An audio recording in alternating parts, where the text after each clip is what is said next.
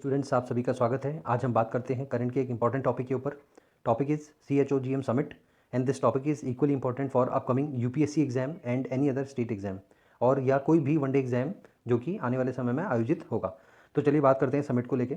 Summit किसे कहते हैं, सबसे पहले हमें ये पता होना चाहिए। Summit means a type of meeting, एक प्रकार की मीटिंग को हम समिट कह सकते हैं। और ये जो CHOGM समिट है, इस समिट में कॉमनवेल्थ जो नेशन कंट्रीज़ हैं उनके जो भी गवर्नमेंट के हेड हैं वो लोग सब यहाँ पे सम्मिलित होंगे, यानी कि वो सभी हेड जो हैं मेंबर्स यहाँ पे आके मिलेंगे। ठीक है, इस मीटिंग के बारे में पॉइंट हमें याद रखना ये है कि ये 26th मीट है CHOGM की, और ये मीट काफ़ी इंपॉर्टेंट मीटिंग मानी जा रही है आफ्टर 1971। एग्ज़ाम में जो क्वेश्चन पूछे जाते हैं वो क्वेश्चन इस तरीके से पूछे जाते हैं कि ये समिट कहाँ पे आयोजित हुई या होगी।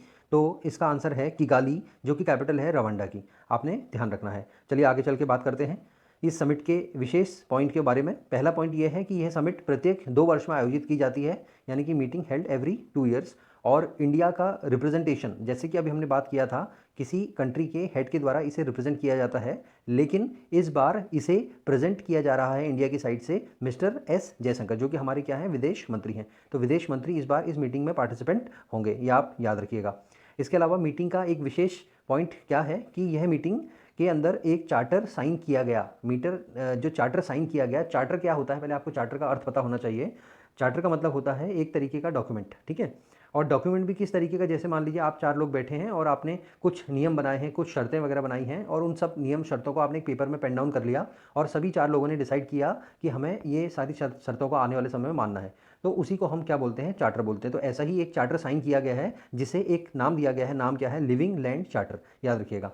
थीम काफ़ी इंपॉर्टेंट हो जाती है। तो थीम 2022 की जो मीट थी उसके लिए थीम है delivering a common future, connecting, innovating and transforming. यानी कि हमें कनेक्ट भी रहना है, इनोवेट यानी कि इनोवेशंस करते रहने हैं, और ट्रांसफॉर्मेशन मतलब हमें बदलाव लाना है। आगे चल के बात करते हैं अगले पॉइंट के बारे में, इंडिया के एंगल से। ठीक है, इंडिया के एंगल से क्या है, देखिए पहले हम समझते हैं कि जो मीटिंग हुई थी इसमें टारगेट क्या डिसाइड किया गया कि हमें क्या करना है। ठीक है, तो टारगेट यह डिसाइड किया गया कि हमने किसी भी कंडीशन में टेम्परेचर को 1.5 डिग्री सेंटीग्रेड से बढ़ने नहीं देना है। तो that was the first target that was setup. ठीक है, दूसरा टारगेट ये सेट किया गया था कि हमें लैंड के डिग्रेडेशन को रोकना है, यानी कि to prevent the degradation of land, यानी कि भूमि जो खराब हो रही है, भूमि का जो कटाव हो रहा है, ठीक है, उस चीज़ को हमने क्या करना है, या भूमि की क्वालिटी जो खराब हो रही है, हमने उस चीज़ को प्रिवेंट करना है, उस चीज़ को बचाना है।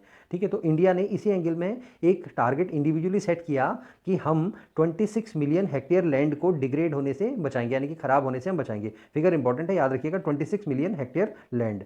बात करते हैं CHOGM के बारे में। टोटल 54 कंट्रीज एट प्रेजेंट इसकी मेंबर हैं। और CHOGM का जो हेड है वो कौन होगा, CHOGM समिट का हेड कौन था, अगर हम बात करें तो वो है क्वीन एलिजाबेथ सेकंड। इंपॉर्टेंट है पॉइंट, याद रखिएगा, जो क्वीन एलिजाबेथ सेकंड है वो CHOGM समिट की हेड थी। ठीक है, बात करते हैं इंडिया के एंगल से कि सबसे पहले CHOGM समिट में पार्टिसिपेट करने वाले इंडियन प्राइम मिनिस्टर कौन थे। ठीक है, वो थे हमारे मिस्टर नरेंद्र मोदी जी। ठीक है, तो यही सभी पॉइंट हमने डिस्कस किए CHOGM समिट को लेके। अगर आपको वीडियो अच्छा लगा तो डेफिनेटली लाइक करिए, सब्सक्राइब ज़रूर करिएगा, और शेयर आपने करना है ताकि और लोग भी इसका बेनिफिट ले सकें। और if you are having any query, कोई डाउट है, कोई कुछ भी पॉइंट आपको मुझसे पूछना है, तो you can mail me at studysmartwitharun@gmail.com। जी हाँ, अगर आपको कुछ नोट्स या PDF वगैरह रिक्वायर है इन्हीं वीडियो से रिलेटेड तो आप मुझे मेल कर सकते हैं। तो चलिए नेक्स्ट वीडियो तक आप सभी का धन्यवाद। Thank you so much.